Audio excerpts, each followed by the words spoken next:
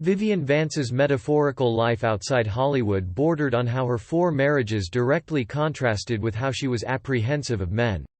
Yet, despite her marital records, she was also not shielded from the speculations of being a lesbian. Hollywood's Vivian Vance got her major and most outstanding role in 1951 when she starred as Ethel Mertz in I Love Lucy. It was also on the show that she met Lucille Ball, who would go on to form a 28-year friendship with her. However, the lengthy span of the pair's friendship only got them under scrutiny about their sexuality. It also did not help that Vance was afraid of men, despite being married 4 times. Marriage was more like a necessary evil for Hollywood classic star Vivian Vance because while she was afraid of men, she did walk down the aisle 4 times. The actress' fear was born of years of trauma by her father. Before her passing, Vance opened up about her pattern of marrying gay men to the Lucy book author Jeffrey Mark. Mark recalled to Closer Weekly in 2020, "He made her afraid of men. This came from Vivian, so it is not me being witty, but she only married gay men. She, however, pulled through with 4 marriages, trauma and all, until the time of her death in 1979. Here's a detailed outline of each of her nuptials. In the 1920s, Vance had ambitions of venturing into a theater career, and she moved to New Mexico to follow her dreams.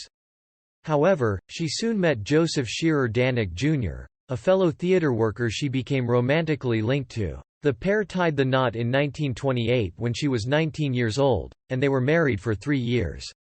There are vague details about Vance's union with Danek Jr., but it was a hasty marriage that quickly burned out as well. The couple, who moved to Albuquerque, realized that they were not happy together. Danek Jr. left town, leaving Vance with no other choice but to file for legal separation.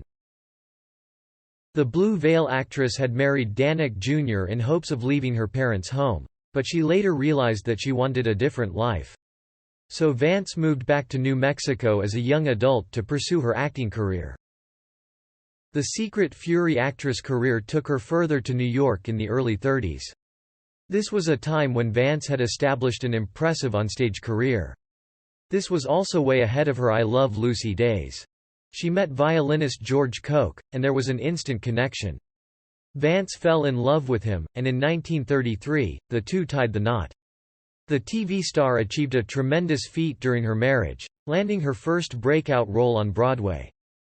Vance replaced fellow actor Kay Thompson in Hooray for What! In 1940 and perfectly pulled off the role.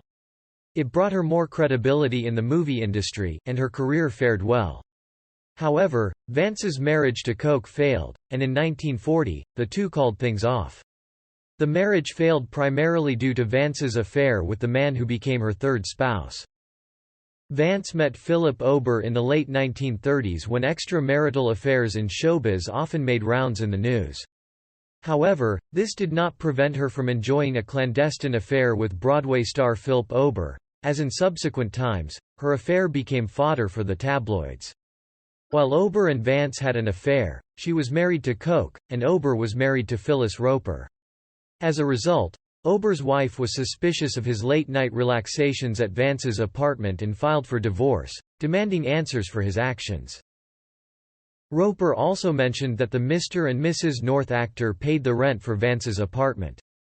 However, she demanded $200 per month in spousal payment, which Ober opposed. He also claimed that his relationship with Vanve was platonic. Ultimately, the two finalized their divorce, with Roper getting 35% in the divorce settlement. Vance married Ober a year after she ended her marriage with Koch, and by virtue of her influence, her third husband landed a recurring role on I Love Lucy. However, Ober's acting career fell off, leaving him to seek employment at the U.S. consulate in Puerto Vallarta. All the while, Vance kept flourishing in her acting career. Ober soon became jealous of his wife's success. He resorted to domestic violence, often battering Vance and psychologically abusing her. Vance's pal Lucille Ball knew what was happening and condemned the terrible situation. Ball's friend Jim Broku shared an account of her reaction in his book, Lucy in the Afternoon. The excerpt read, "When she was married to Phil Ober, God, that man. He was a terrible man. He used to beat her up. Loved to embarrass her. He was nuts, and he made her nuts. God, it was a mess." Ball reportedly advised her friend year in year out to end her marriage Ober, but in her words, Vance was loyal to a fault. With time the trauma she suffered from Ober led to a significant breakdown that threatened her career. Ober and Vance ended their tumultuous marriage in 1959, and he went on to marry his third wife, Jane Westover. Ober was married to Westover until he died in 1982. He reportedly got married a third time to conceal his actual sexuality. Ball's friendship with Vance extended beyond their on-screen roles as pals. Ball witnessed much of Vance's woes in her third marriage, which might have strengthened their friendship. However, there were speculations that there was more to the two's friendship that went beyond platonic. Vance and Ball were labeled lesbians who had an affair in their friendship. 10 years after Vance's death and in the year Ball passed on, an excerpt from the former's tell-all, Ethel, made it to the public. In it, Vance addressed rumors that she and Ball were lovers. "The word in Pacific Palisades, where I lived, was that something was wrong with me.